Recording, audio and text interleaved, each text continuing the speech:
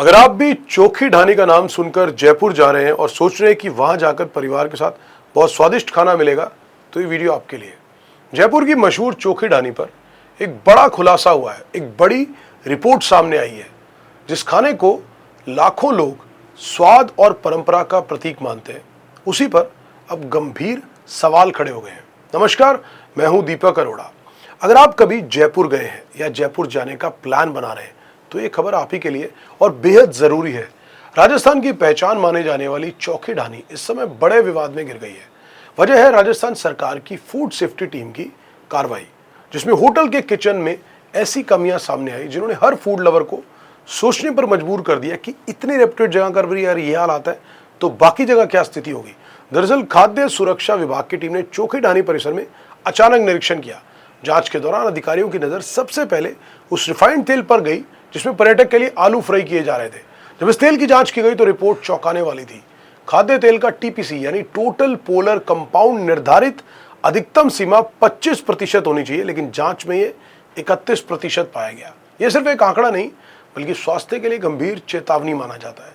अब जानकारों के मुताबिक जब खाना पकाने वाला तेल बार बार गर्म किया जाता है तो उसमें हानिकारक रासायनिक तत्व बनने लगते हैं। अगर उसका टीपीसी तय सीमा से ऊपर पहुंच जाए तो वह तेल अनसेफ माना जाता है। ऐसे तेल को लगातार सेवन शरीर पर गंभीर असर डाल सकता है और लंबे समय में लिवर, हृदय और कैंसर जैसी गंभीर बीमारियों का खतरा भी बढ़ा सकता है। निरीक्षण टीम ने मौके से इस तेल का सैंपल जब्त कर लिए, लेकिन मामला सिर्फ तेल तक सीमित नहीं था। जब अधिकारियों ने किचन के दूसरे हिस्सों की जांच शुरू की तो और भी कई गंभीर खामियां सामने आई।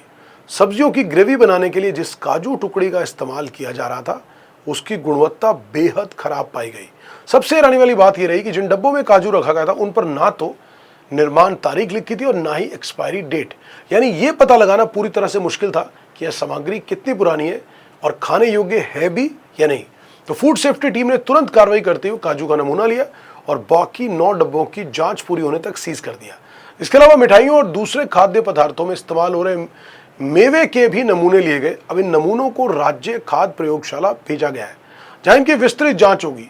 अगर आज जांच रिपोर्ट में खाद्य सुरक्षा मानकों के उल्लंघन की पुष्टि होती है तो होटल प्रबंधन के खिलाफ खाद्य सुरक्षा एवं मानक अधिनियम के तहत कानूनी कार्रवाई की जा सकती है। इतना ही नहीं, अधिकारियों ने यह भी संकेत दिए कि रिजॉर्ट परिसर में खाद्य उत्पादों के लेबल और उनसे जुड़े दावों की भी जांच की जाएगी। अगर वहां भ्रामक जानकारी या नियमों का उल्लंघन पाया जाता है तो उस आधार पर भी अलग से कार्रवाई की जा सकती है। यह मामला इसलिए भी चर्चा में है क्योंकि चोखी ढाणी सिर्फ एक होटल नहीं, बल्कि राजस्थान की सांस्कृतिक परंपरा और पहचान का प्रतीक माना जाता है।